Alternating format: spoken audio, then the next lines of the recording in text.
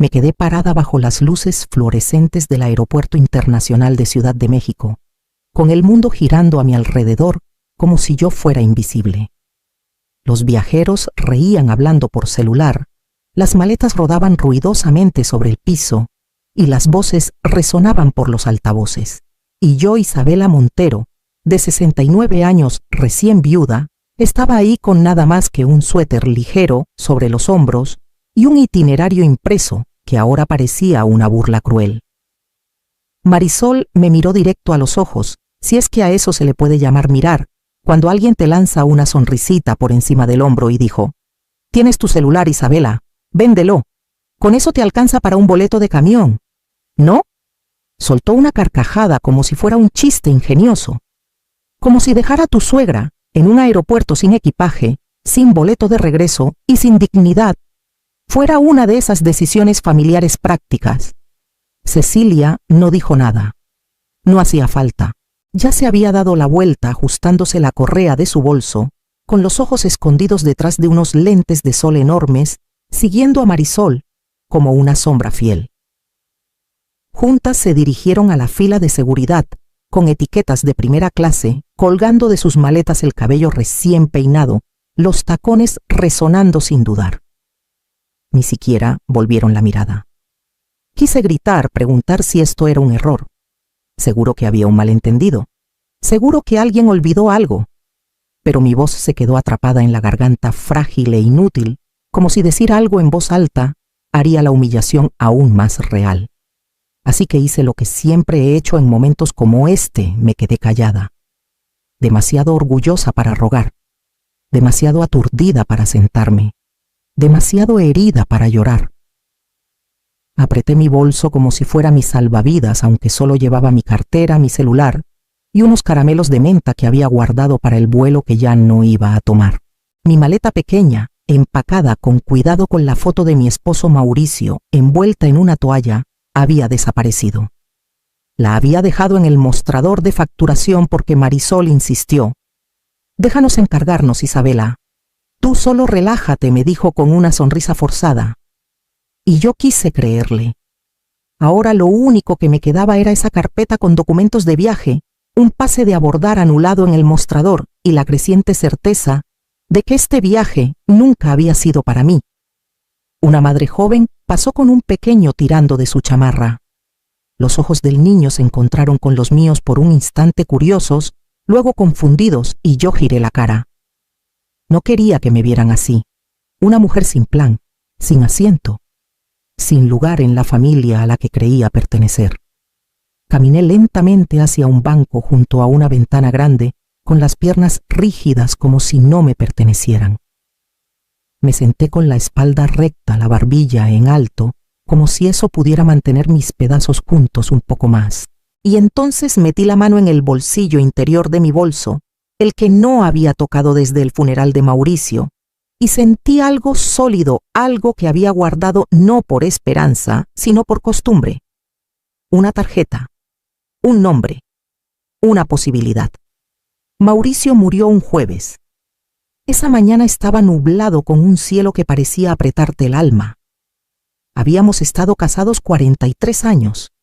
No fueron años perfectos ni fáciles, pero sí llenos, repletos de rutinas, comidas compartidas, bromas privadas y ese entendimiento callado de quienes se eligen todos los días. Cuando los paramédicos se lo llevaron, me quedé descalza en la puerta sosteniendo su taza de café todavía tibia y medio llena en mis manos. El funeral fue sencillo. A Mauricio no le gustaban las alaracas. Cecilia dio un discurso que sonó pulido pero distante. Marisol lloró más fuerte que nadie. Después la gente trajo guisados y flores, y luego, como siempre pasa, se fueron. El silencio en la casa era tan pesado que se pegaba a las paredes.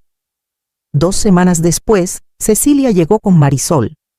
Yo todavía traía puesta una camisa de franela vieja de Mauricio sobre mi bata, sentada en el solario donde la luz siempre caía justo en su sillón.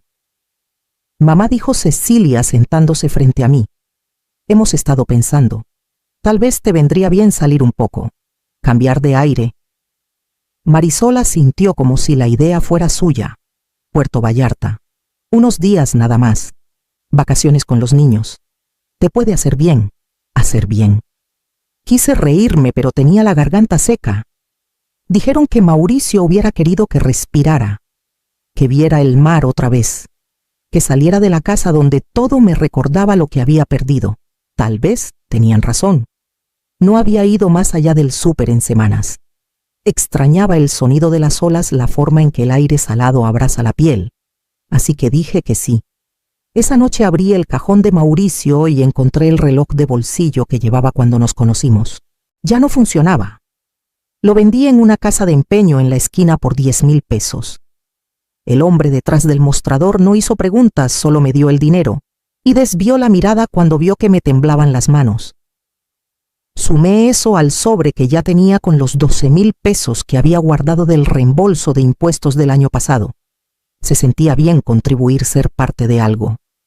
Cuando Marisol mencionó que todos estaban poniendo de su parte, quise creer que yo también era parte de ese todos. Empaqué despacio.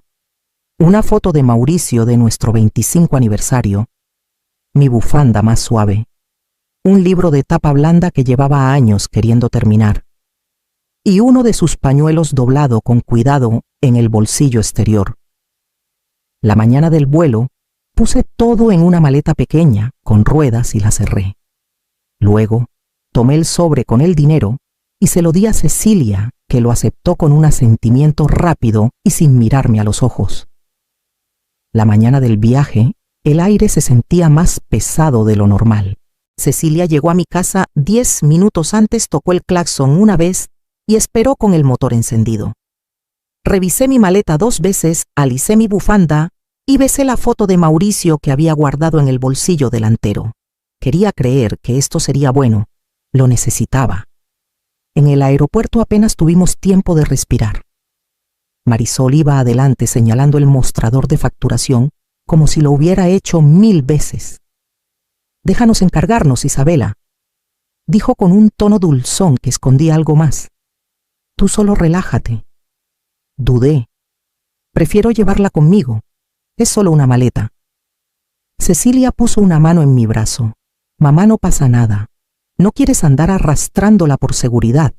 La facturamos con las nuestras. Es más fácil, para ellas». Lo dejé pasar, entregué la maleta al encargado y la vi desaparecer detrás de la cinta transportadora. Me dije que no era nada. Adentro la fila avanzaba lenta. Aferré mi carpeta con el itinerario, el pase de abordar y mi identificación, todo organizado como Mauricio lo hubiera hecho. Cuando llegué al mostrador le sonreí a la empleada y le entregué mis papeles. Ella los escaneó y frunció el ceño. «Lo siento, señora», dijo tecleando rápido. «Parece que el vuelo de regreso está anulado». «¿Anulado?», intenté mantener la calma. «Debe haber un error». Volvió a revisar sus dedos moviéndose más rápido. «No hay reserva de regreso a su nombre». «Tiene otra confirmación detrás de mí». Cecilia y Marisol ya estaban caminando hacia la fila de seguridad. Me giré llamándolas. «Cecilia, mi boleto». Marisol se detuvo a medias, visiblemente molesta.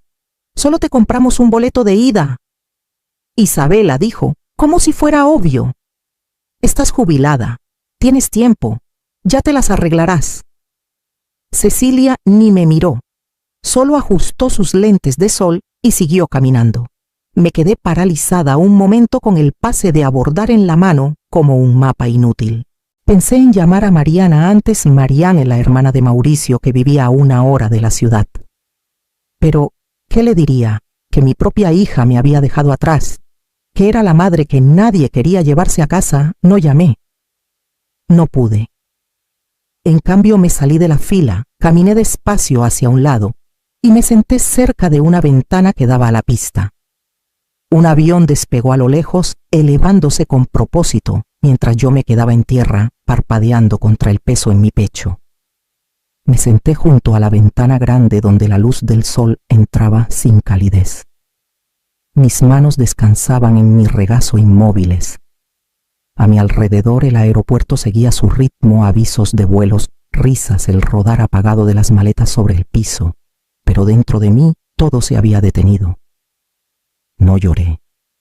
No porque no estuviera herida, sino porque el dolor estaba tan profundo que no encontraba la superficie. Pensé en la última vez que me sentí tan invisible. Tenía 9 años sentada en los escalones de la casa de mi abuela, esperando a un padre que prometió regresar para la cena. Nunca volvió. Ni una llamada, ni una nota. Solo un silencio que se alargó tanto que cambió la forma de mi esperanza. Fue la primera vez que aprendí que el amor no siempre viene con boleto de regreso. Ahora, décadas después, lo estaba aprendiendo de nuevo de mi propia hija.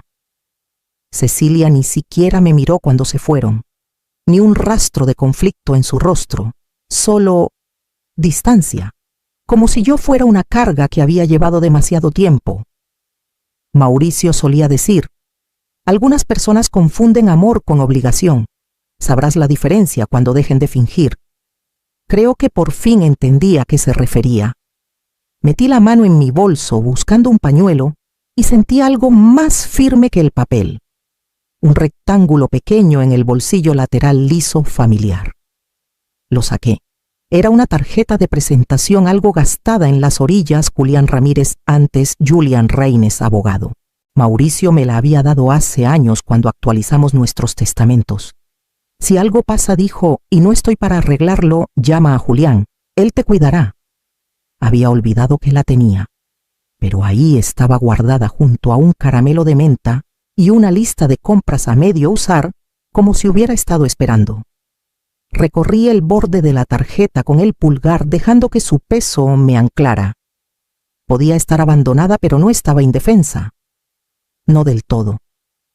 Guardé la tarjeta en mi cartera, me levanté despacio y caminé hacia las puertas corredizas. Afuera los taxis estaban alineados en filas ordenadas.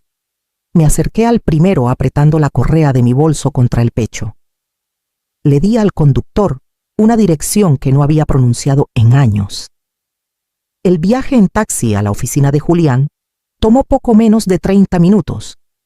El conductor no habló mucho y yo no ofrecí conversación.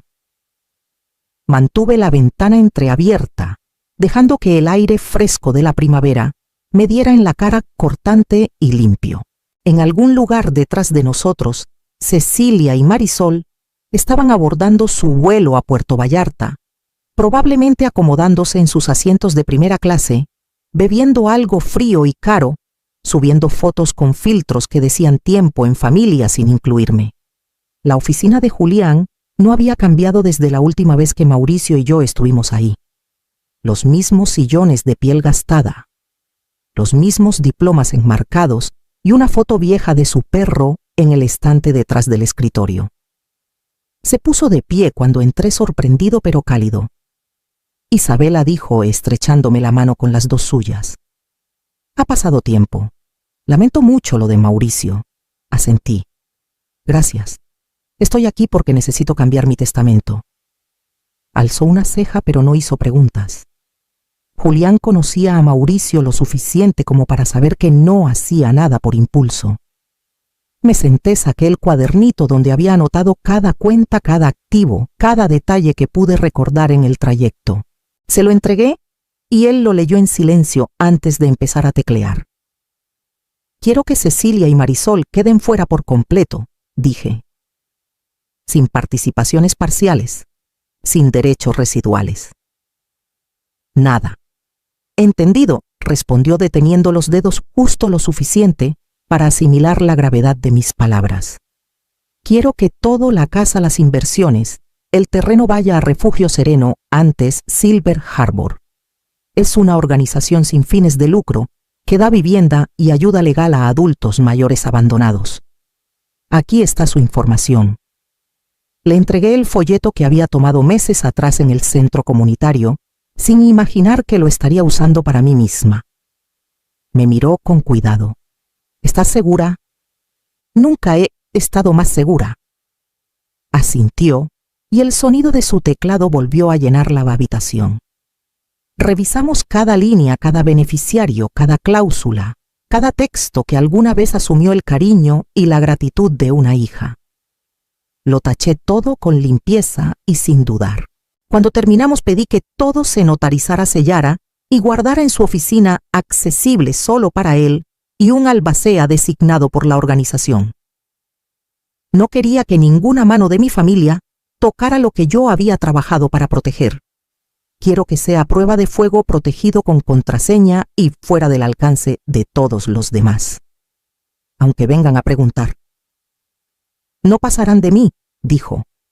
Me puse de pie con mi nueva carpeta en la mano y sentí algo que no había sentido desde antes de que Mauricio muriera control. No sobre lo que había pasado, sino sobre lo que vendría después.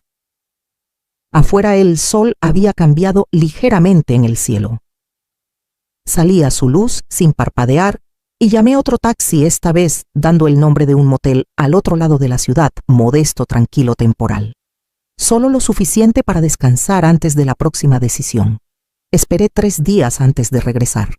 Mitad de semana, media mañana, cuando sabía que Cecilia y Marisol estarían en el trabajo y los vecinos demasiado ocupados para notar una camioneta en mi entrada. Llamé a una empresa de mudanzas de otro municipio, pagué en efectivo y les dije que solo llevaría unas pocas cosas. No hicieron preguntas, por eso los elegí. La casa se sentía más pequeña al entrar. No físicamente sus paredes seguían iguales, sino emocionalmente, como si ya no encajara en sus rincones. El aire estaba viciado. El silencio ya no se sentía sagrado. Caminé por cada cuarto con propósito. No me detuve. No toqué nada que no importara.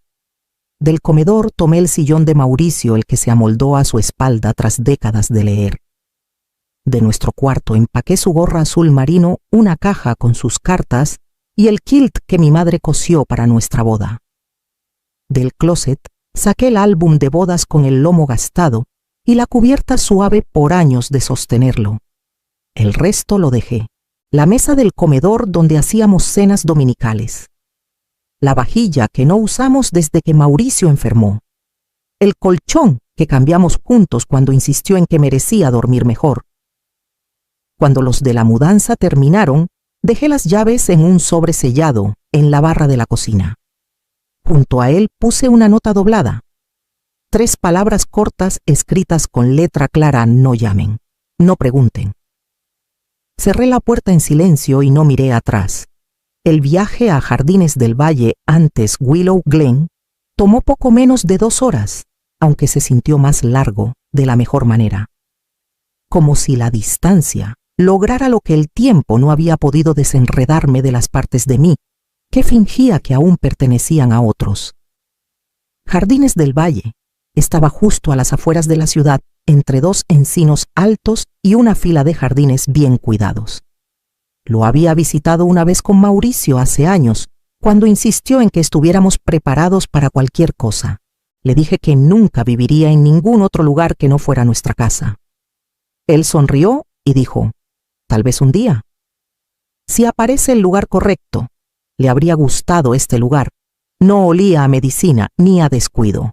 Olía a jabón de limón y ventanas llenas de sol. El personal me saludó por mi nombre. Mi departamento era pequeño pero cálido, con una ventana que daba a un patio lleno de narcisos. Cuando puse el sillón de Mauricio junto a esa ventana y me senté, no me sentí como una mujer que lo había perdido todo.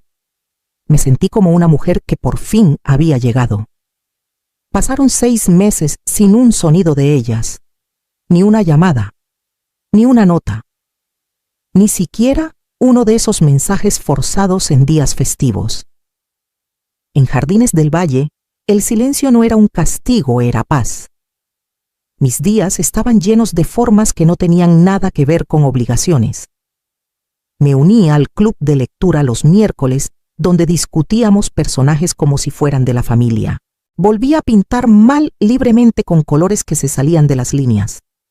Aprendí los nombres de personas que recordaban el mío. Fue la primera vez en años que me sentí querida sin costo.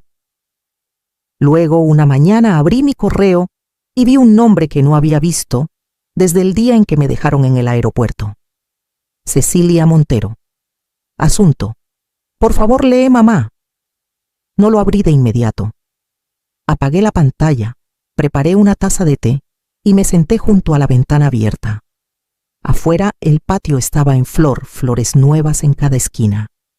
Una brisa suave cruzó la mosquitera limpia y la dejé llenar la habitación antes de volver a encender la laptop. 16 llamadas perdidas, todas de Cecilia. El correo era breve, casi una disculpa. No sé qué decir, mamá. Marisol y yo recibimos la carta del abogado hoy. No pensamos que realmente lo harías. Tal vez nos equivocamos. Tal vez no vimos cuánto te lastimamos. Pero sacarnos por completo. Después de todo, por favor, al menos déjanos conservar el jardín. Los niños ayudaron a sembrarlo. Significa algo.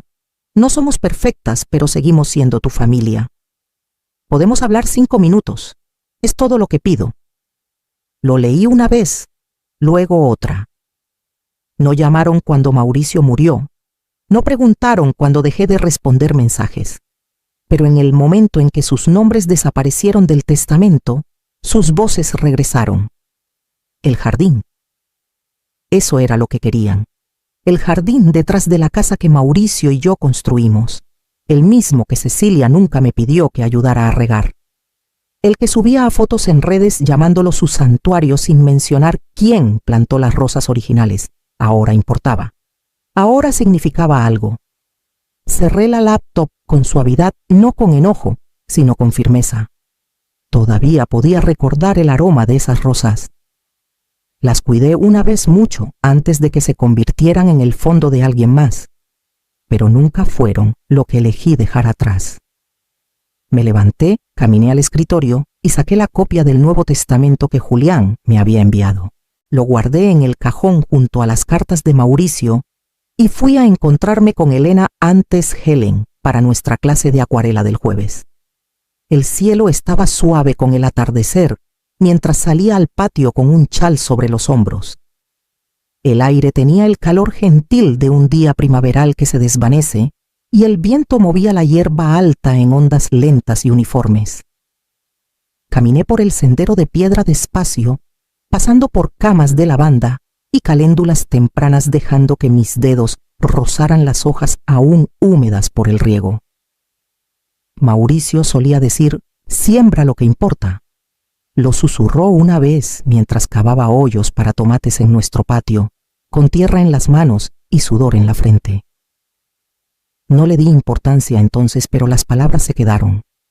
Ahora, caminando bajo la luz que se desvanecía, lo entendí de una manera que nunca antes. Lo que siembras es con lo que vives, y a veces lo que arrancas es lo que te libera. De vuelta en mi cuarto, abrí mi diario, el de cuero que Mauricio me dio para nuestro 40º aniversario, y busqué una página en blanco. Comencé a escribir una carta, no para Cecilia, no para Marisol, sino para la mujer que solía ser. O tal vez para la mujer que vendría después de mí. Si estás leyendo esto, hace mucho que no te han visto. Te has doblado tanto por otros que olvidaste cómo pararte derecha para ti misma. Pero déjame recordarte, tu valor no es un favor que se concede. Es un hecho que no desaparece cuando otros no lo reconocen. No estás aquí para ser conveniente, ni callada, ni invisible. Firmé la carta sin nombre porque no era para una sola persona. Era para quien necesitara recordarse a sí misma. Doblé la hoja y la puse bajo la vela en mi buró, la que encendía cada noche antes de dormir solo para Mauricio. La llama titilaba baja, constante, segura. La observé un rato respirando la paz que me había tomado una vida entera ganar. Luego tomé mi celular. 16 llamadas perdidas, 3 correos nuevos, un mensaje de voz sin escuchar. Lo apagué sin abrirlo. Afuera las luces del pasillo se atenuaron a su brillo nocturno. Una enfermera rió suavemente en el corredor. En algún lugar, un reloj marcó la hora.